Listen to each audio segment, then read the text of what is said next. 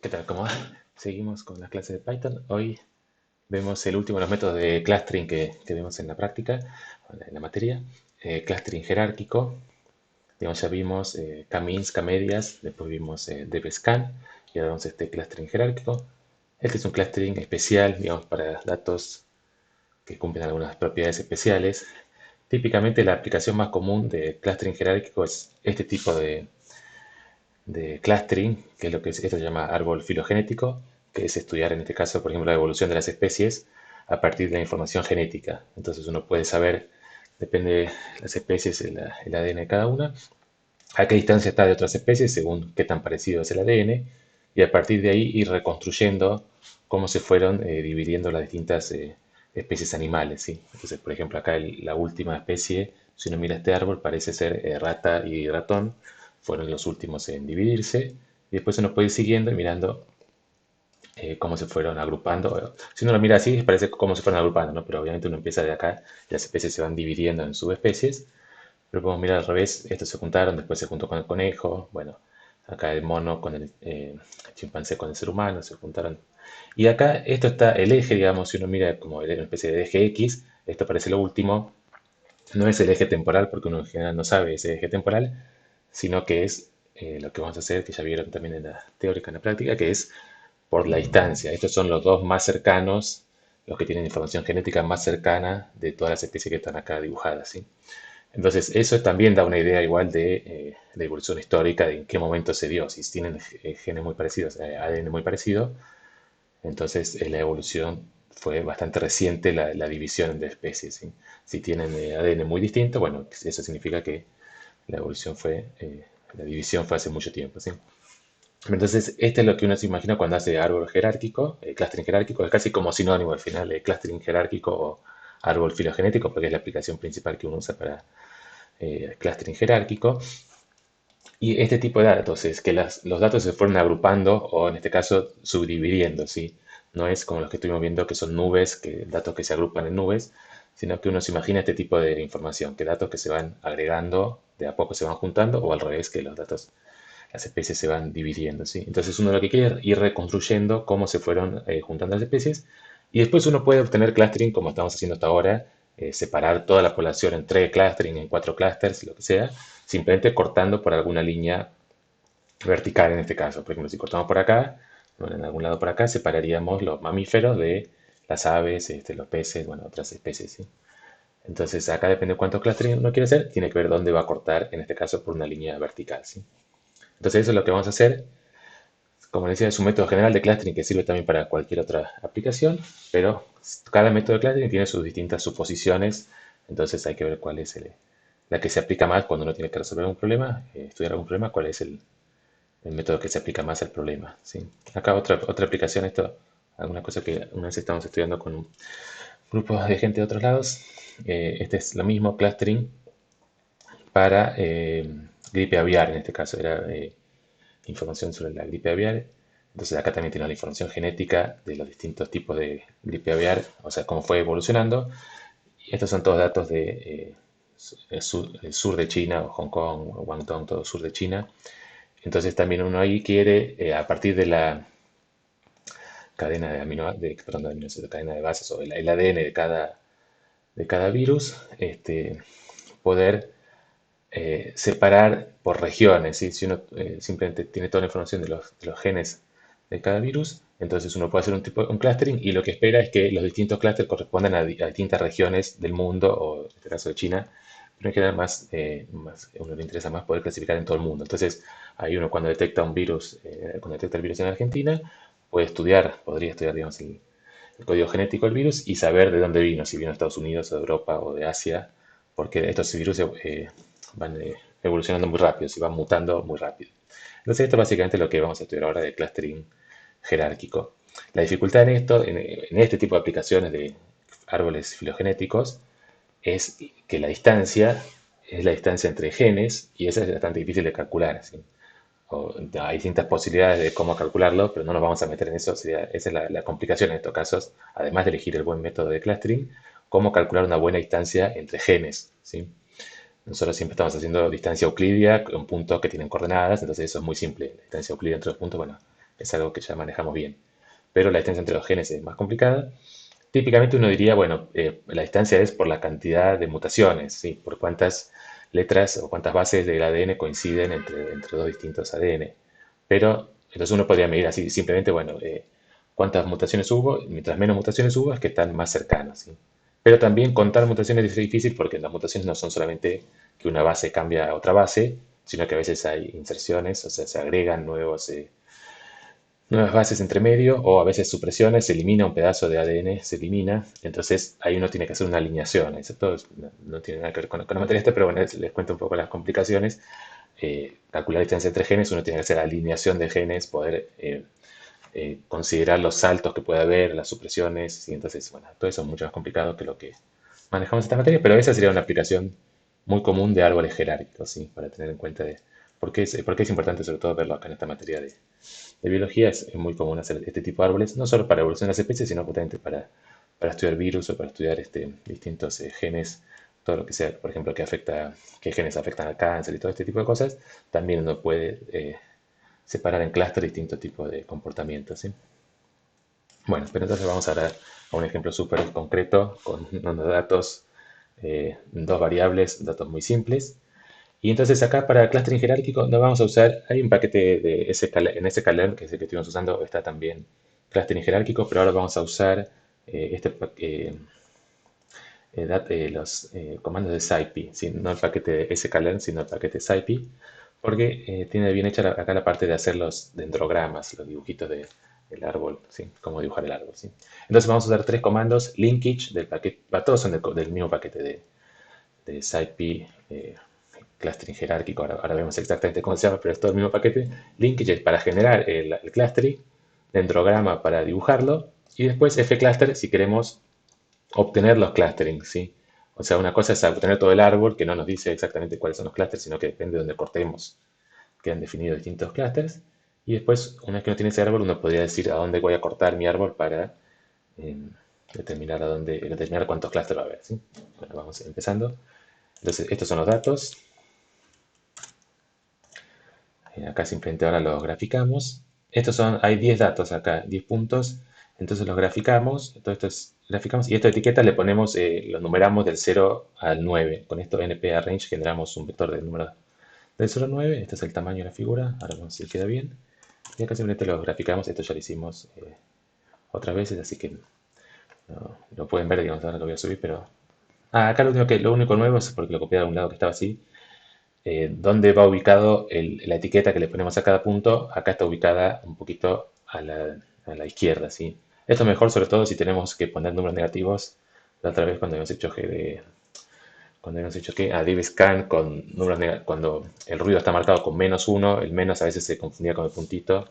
Acá fíjense si pongo por ejemplo menos etiquetas, los números negativos se ven bien, ¿sí? Así que este está un poquito mejor posicionado, las etiquetas están mejor posicionadas que lo que era el default, si uno no pone nada, ¿sí? Bueno, entonces eso, tenemos 10 puntos acá numerados del 0 al 9. Podríamos numerar del 1 al 10, pero como Python todo lo numera empezando de 0, va a ser más consistente con todo lo que hagamos después, numerar de 0 a 9, ¿sí? Entonces queremos clasificar estos. Si fuera clustering, por ejemplo, k-means o devscan, acá uno diría, bueno, acá hay dos clusters, este de acá arriba y estos de acá abajo. Pero con clustering jerárquico lo que vamos a hacer es agrupándolos de a poco en distintos clusters, ir juntando clusters, ¿sí? Entonces, bien, los comandos son estos tres, dendrogram, linkage y fcluster, todos en el paquete scipy cluster hierarchy, clustering jerárquico. Y el primer comando es linkage, ¿sí? Linkage es, eh, le pasamos la matriz de datos, que es lo que ya estamos acostumbrados, una tabla de datos como esta de acá. Y acá, qué tipo de distancia toma entre clusters, ¿sí? Acá puse este average, pero pensemos con single, después probamos con average. Single es la más común en general. Es simplemente la distancia entre dos clusters. Todo esto ya lo vieron en la teórica, así no cuento mucho toda la definición de cómo se construye este clustering, pero la distancia entre dos clusters está dada por el punto más cercano de cada clúster entre sí. O sea, tomo todas las distancias posibles, todos los puntos de un clúster y todos los del otro, me fijo cuáles son los dos que están más cerca y eso me da la distancia entre dos clústeres, ¿sí? Entonces acá simplemente es poner el comando single. Este no lo vamos a programar, ¿sí? Esto simplemente usamos el comando linkage. Esto la corte ahora lo vemos, por ahora no lo usamos. Acá vuelvo a definir las etiquetas que ya están definidas antes, pero por las dudas si después quieren copiar y pegar de este lado para que no se pierdan las etiquetas. Y acá graficamos usando, este no nos falta el figura, no, es el tamaño, usando el comando dendrogram, ¿sí? El comando de dendrogram tiene primer parámetro los datos, no, perdón, no los datos, sino la salida de linkage, ¿sí? Linkage nos da, ahora vamos a ver lo que nos da, pero nos da una matriz, y esa matriz directamente la usamos como entrada de dendrogram, ¿sí? Por ahora es como que no nos preocupamos qué hay acá en Z, no nos va a interesar en general nunca, simplemente la usamos Z para generar después el gráfico, generar los clusters. Y bueno, graficamos esto y ahora vemos las distintas opciones, dendrogram y show, nos va a mostrar el dendrograma. Es este arbolito de acá, ¿sí? ¿Está bien? Es parecido al que hemos visto, solamente que está puesto hacia arriba, digamos. Vamos uniendo las especies hacia arriba, ¿está bien?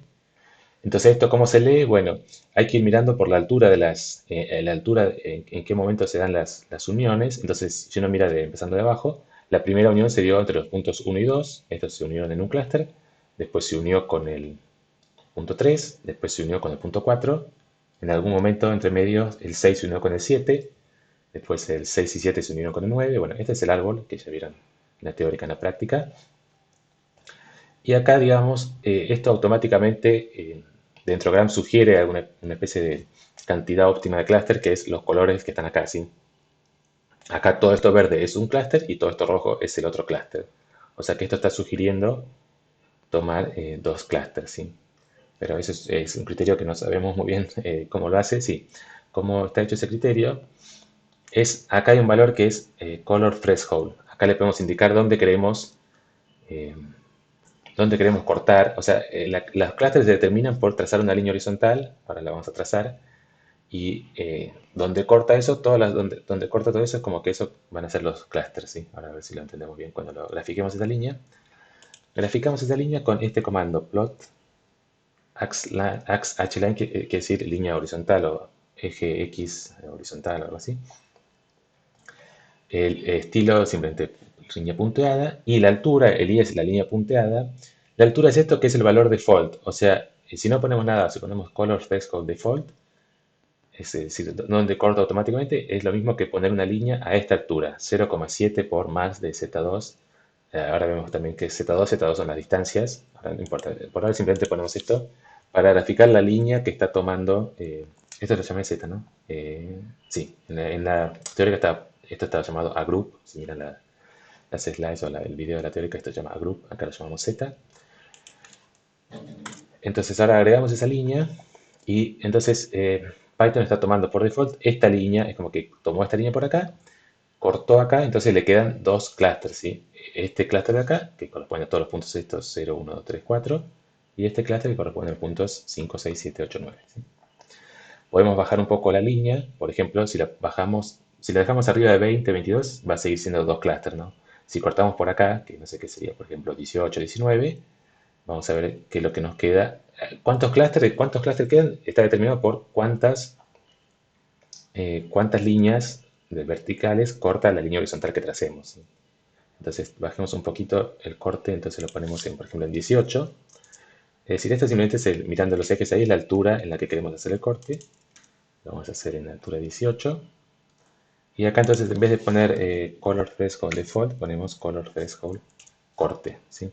El valor este 18. Y la línea también entonces la trazamos en 18, ¿sí? Y igual corte es altura 18. Entonces ahora estamos tomando esta línea para cortar. Y entonces la coloración ahora está así. Esto está de rojo, es todo un clúster. Esto azul, cuando los clústeres tienen un solo individuo, los deja azules, ¿sí? No pone colores especiales para clústeres individuales. O sea, no es que esto azul con este azul están en el mismo clúster. Simplemente color azul en la línea esta del final quiere decir que es un clúster de un solo elemento. Esto es bastante común en este tipo de clustering jerárquico, es muy común que haya clustering de un solo elemento. Entonces no le pone un color distinto a cada clustering de elementos, sino que los deja todos pintados de azul, ¿sí? Es como una característica de este tipo de clustering.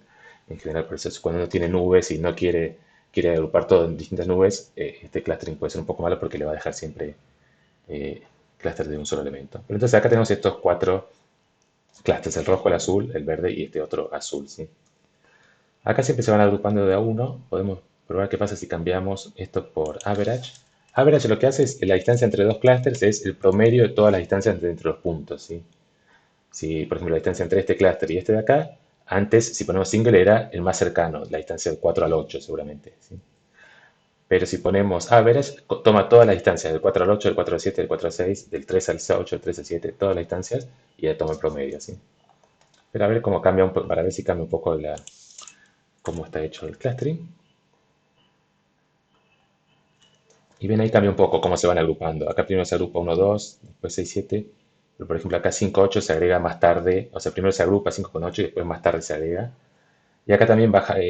Esta escala es la distancia entre clústeres, ¿sí? Entonces, esto quiere decir que acá cuando se unieron, estos dos clústeres estaban a distancia 12, ¿sí? Esta línea uno mira de acá. Cuando se unen, acá estos dos clústeres estaban a distancia 7, 8, ¿sí? Entonces, acá este eje Y lo que nos está diciendo es a qué altura o a qué distancia queremos separar. O sea, no queremos unir clúster. Esto sería como no vamos a unir clúster que tenga distancia mayor que 20. ¿Sí? Está bien. Entonces, acá, bueno, quedaron, fíjense acá, entonces quedó un clúster rojo. Estos dos clústeres, como acá la línea va por acá, estos son dos clústeres distintos. Podríamos subir un poco la línea para ver si se juntan esos dos. Subimos un poco la línea, ponemos 22. Acá ya está todo hecho con corte, así que no hay que cambiar nada. Y bien, ahora subimos un poco, entonces quedó ahora un clúster, otro clúster. Ahora este tercer clúster también tiene varios elementos y hay un punto que quedó sin ningún clúster. O sea, es un clúster individual, ¿sí? En este tipo de clustering jerárquico quedan clústeres con un solo elemento, ¿está bien? Si subimos un poco, en algún momento este 4 se va a juntar con este de acá. O lo mismo si subimos un poco, estos dos en algún momento se van a juntar. ¿Está bien? Entonces todo esto visualmente cómo ver los dendrogramas y a partir de ahí entender un poco cómo es la clasificación. Pero si son muchos puntos, en general el endograma tal vez no es tan claro, entonces uno hace lo que estamos más acostumbrados de graficar, es simplemente ponerle un color a cada elemento según el clúster. Esto, por curiosidad, si uno quiere saber qué es lo que devuelve eh, linkage, o sea, devuelve una matriz, que es esta matriz. Acá está la descripción de qué es lo que devuelve esta matriz, es una matriz de 4 columnas y n-1 filas donde viene la cantidad de datos, y nos va diciendo cada fila nos dice qué es lo que unió. Primero, para este clustering unió los puntos 1 y 2, ¿sí? Entonces acá son estos dos puntos. Primero unió 1 con 2. Después unió 6 con 7, estos dos puntos de acá. Después 3 con 10, ¿sí? Acá no hay 10, o sea, ¿qué es lo que unió? Si acá dice 3 con 10, lo vemos acá, ¿no? 3 con 10, en este caso 10 representa a este clúster 1, 2, ¿sí? Cada vez que crea un clúster nuevo, le asigno un número nuevo empezando desde n, ¿sí? O sea, el primero que creo es el 10, después creo el 11, después creo el 12, ¿sí? Entonces, acá están los numeritos que van apareciendo, son los números del 0 al 9 corresponden a puntos originales y los números que vienen después de 10, 11, 12, 13 son todos clustering que fue creando, ¿está bien? Pero por eso esta matriz Z en general no nos preocupa mucho, salvo que queramos hacer algo especial, que queramos programar algo especial nosotros. Usamos los comandos para trabajar con esta matriz, ¿no? Tenemos que nosotros hacer nada con esta matriz.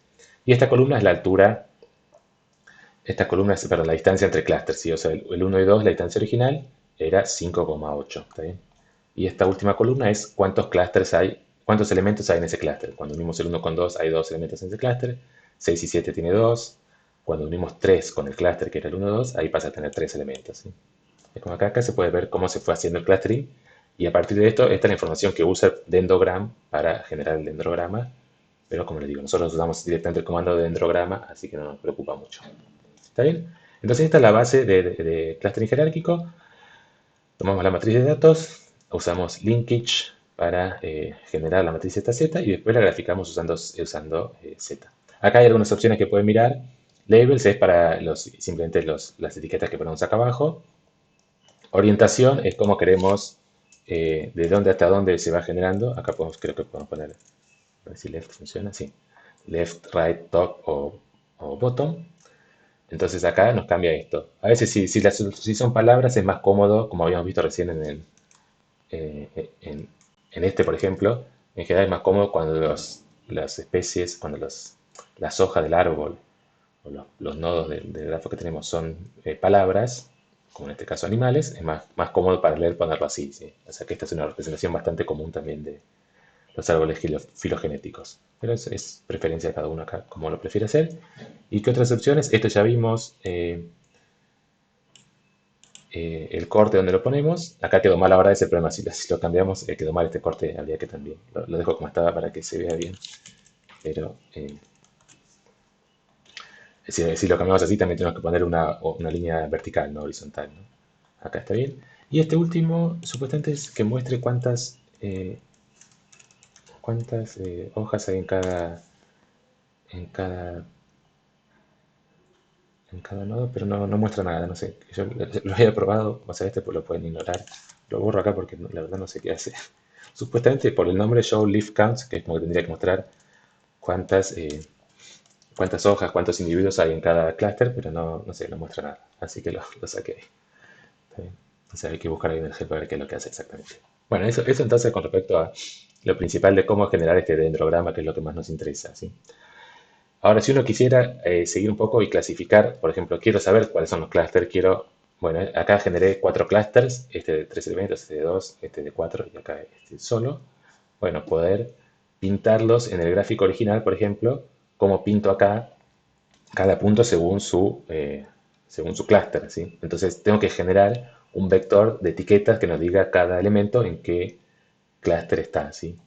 Entonces ahí es el tercer comando que vemos, que es este comando fcluster, ¿sí? Entonces fcluster, si queremos reproducir lo que acabamos de hacer, que es tomar una línea de corte, cortar ahí, y a partir de ahí determinar los clústeres, que son todas las ramitas que cuelgan de esa línea. Acá hay 4 ramitas que cuelgan. Entonces usamos este comando así.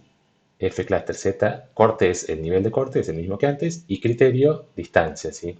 Es decir, queremos cortar solamente los que tengan distancia menor que el corte, o digamos, no agrupar cosas que tengan distancia mayor que el corte este, que es exactamente lo mismo que mirar acá el gráfico y cortar acá y tomar los grafos, tomar los clusters que determina esa línea, ¿sí? Entonces lo probamos así.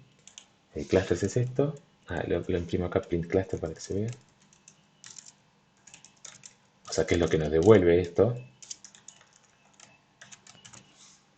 Acá están las etiquetas de cada clúster. 3333 quiere decir que los nodos 0, 1, 2 y 3 pertenecen al tercer clúster, ¿sí? Entonces, si lo miramos acá, ven, todos estos 0, 1, 2 y 3 están en el tercer clúster en este caso. ¿Está bien? Bien, y entonces acá sí ya es lo mismo que antes, o sea, los métodos que usamos antes, devscan y kmins, hacíamos esto, generar un vector de etiquetas de cada clúster. Entonces, esto es lo que usamos para graficar. Acá lo podemos graficar así. Siempre acá tenemos las dos opciones.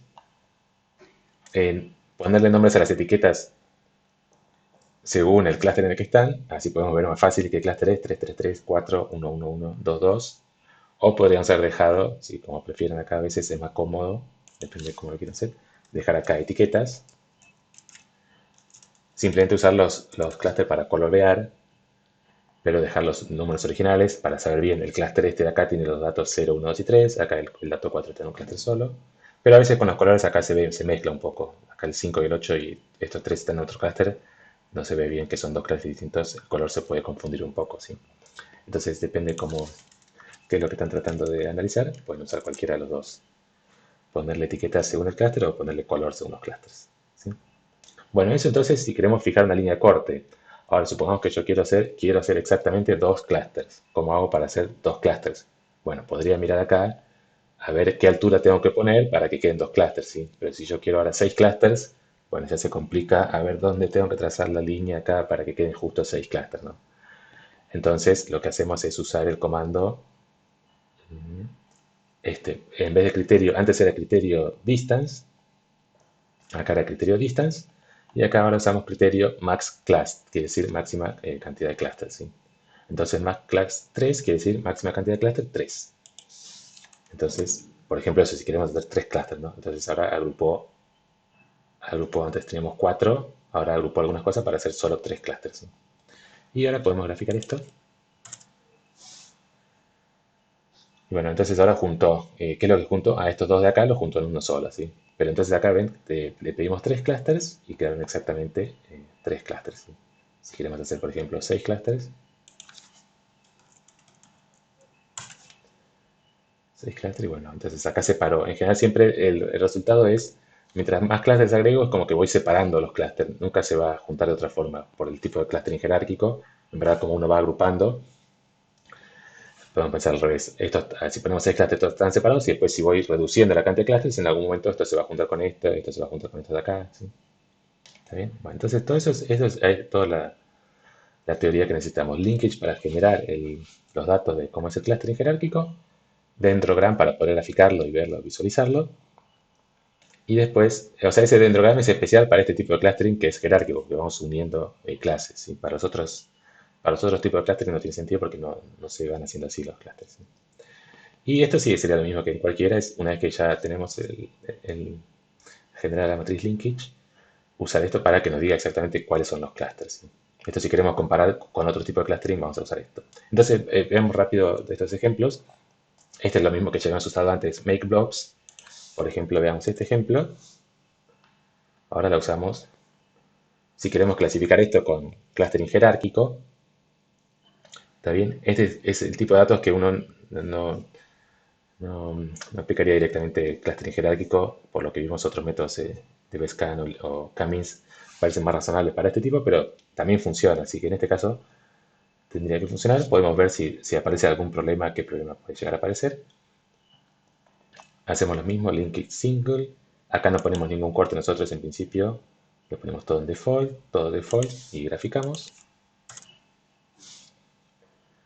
Acá van a ser un montón de puntos. Acá, ¿cuántos había?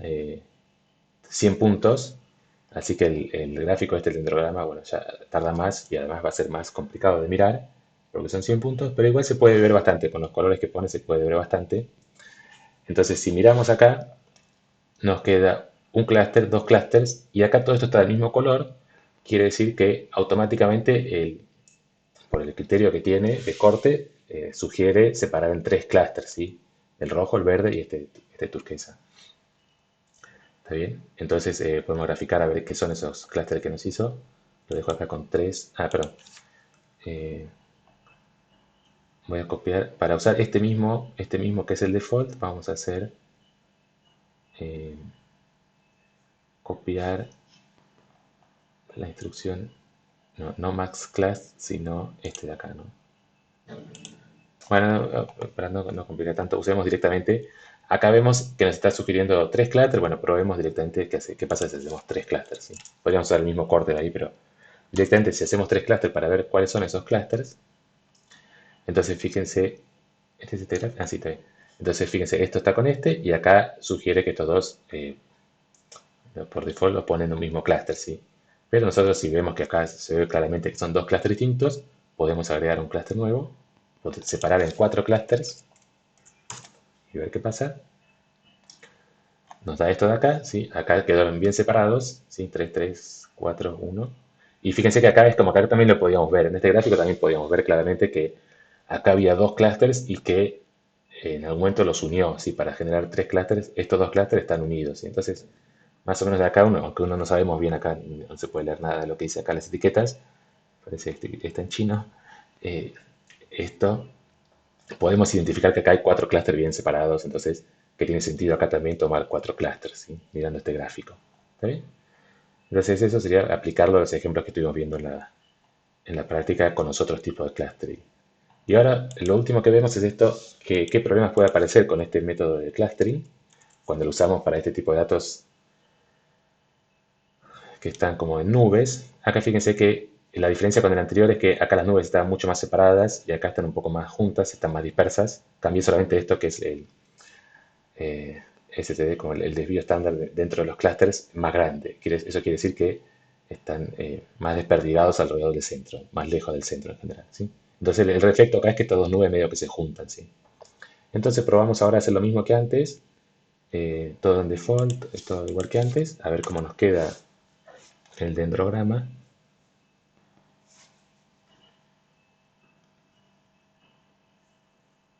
Siempre hay que esperar un poco.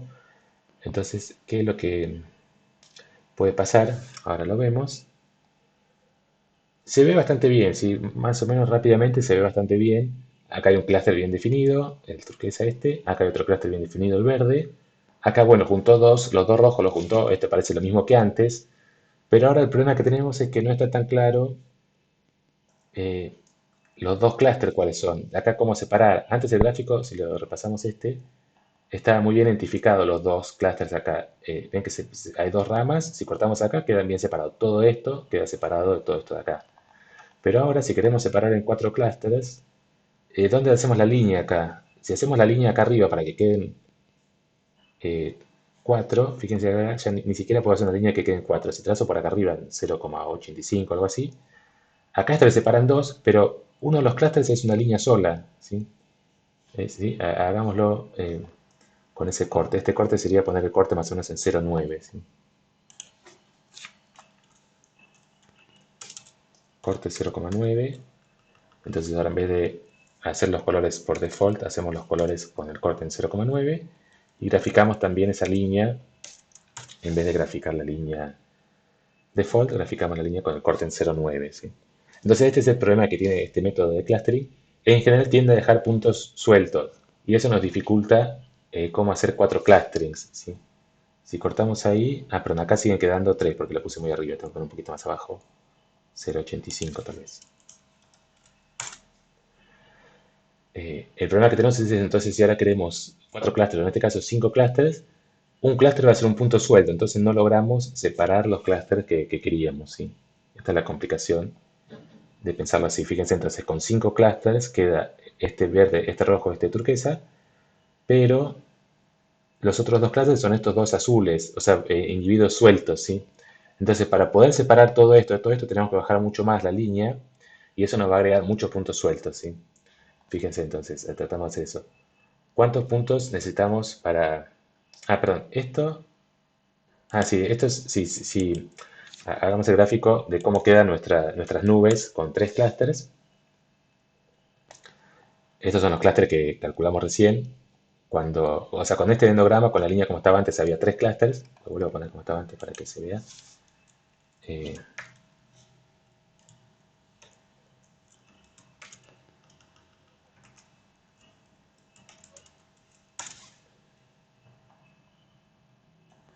entonces, por default nos daba tres clústeres, ¿sí? Ahora lo graficamos. Estos tres clústeres, ¿sí? Entonces, acá lo que estamos graficando, ¿quiénes son esos tres clústeres? Es más o menos lo que intuíamos. Esta nube de acá es uno, esta nube de acá es otro, y acá estas dos nubes están juntas, ¿sí? Entonces, bueno, ¿cuántos clústeres necesitamos para separar estas dos nubes? Tendría que ser, uno esperaría, bueno, que con cuatro clústeres nos quede separado. Por lo que acabamos de ver, no va a pasar. Podemos probar. Probamos ahora qué pasa si, copio todo esto, probamos qué pasa si separamos en cuatro clústeres, a ver cómo quedan las nubes con cuatro clústeres, ¿sí? Acá simplemente cambiamos la cantidad de clústeres, 4. Entonces, ¿qué es lo que pasó? El cuarto clúster es este puntito de acá, ¿sí? Entonces es un comportamiento muy distinto a los grupos, a los métodos anteriores que habíamos visto. El método anterior no íbamos a tener un puntito así suelto, siempre nos separaba clustering con muchos puntos. Entonces, por ejemplo, si decíamos DBSCAN podría quedar algunos puntos de ruido, pero con cuatro clusters, o la clasificación automática de esto nos iba a dar cuatro clusters y algunos puntos de ruido, ¿sí? Acá es el problema que el cuarto clúster es un puntito suelto. Entonces tengo que agregar más puntos. Si agrego, por ejemplo, 7, 8 clústeres, vamos con 7,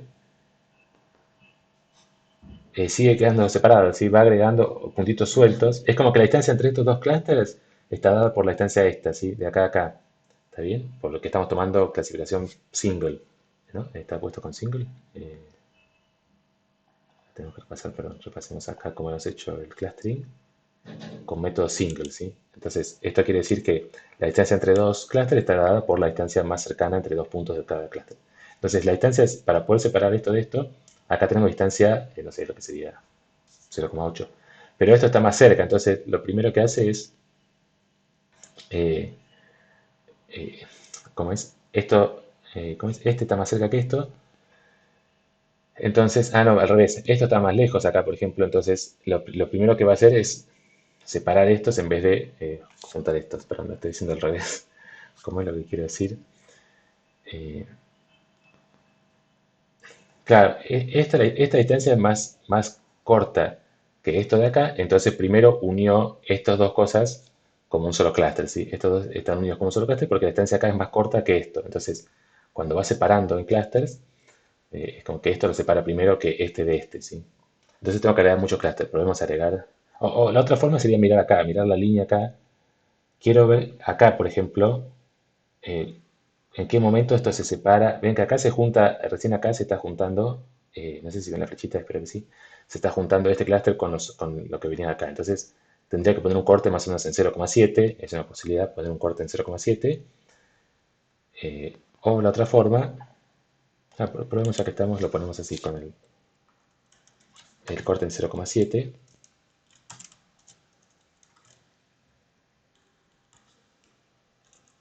Estas son distintas formas de definir los clústeres, ¿sí?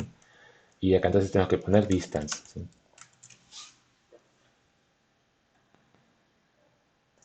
Entonces ahí sí lo vemos separado, ¿sí? Con el corte en 0,7, fíjense que nos quedó este clúster, ahora está separado este de este, y aparecieron varios clústeres sueltos, ¿sí? Esto es lo malo de este método. Tiende a generar, cuando aplicamos a datos que no corresponden justamente eh, a- a este comportamiento jerárquico, no son datos que se fueron agrupando, sino que fueron nubes generadas cada una por separado. Bueno, tiene este comportamiento, que hay puntos que quedan sueltos y no, y los identifica como clúster. Entonces acá es como que recién cuando tenemos 9 clústeres, estos clústeres quedan separados, ¿sí? Como que tenemos que tomar 9 clústeres, podemos probarlo al revés ahora, con este, va a ser lo mismo. Si acá ponemos 9, con 7 no se llegaban a separar, recién cuando ponemos 9 clústeres, ahí se va a separar, ¿sí? Está bien, acá queda separado el 4 del 5, ¿está bien? Entonces eso tiene este problema, que a veces para separar clúster que uno ve o visualmente los ve distintos, necesita tomar muchos clústeres porque hay que agregar muchos puntitos, ¿sí? ¿Está bien? Pero bueno, son distintos métodos, acá están los sueltos, bueno, son distintos métodos. Acá en este caso entonces no era conveniente usar este tipo de clustering, pero cuando los datos vienen, por ejemplo, de información genética o cualquier tipo de, constru- perdón, de construcción, que uno ya sabe que eh, los datos se van agrupando o se van separando, entonces tiene sentido hacer clustering jerárquico. ¿Está bien? Y además nos dan más información sobre cómo se fueron juntando las. No es solo quiero hacer 4 clústeres, sino que en este caso nos interesa estudiar cómo se fueron juntando las distintas especies y hacer este tipo de árbol, ¿sí? Esto da mucha más información que simplemente hacer 3 clústeres o 4 clústeres, ¿está bien? Bueno, con eso entonces terminamos la clase de hoy y terminamos entonces la práctica 6. Con esto ya pueden hacer toda la práctica 6, ¿está bien? Hasta luego.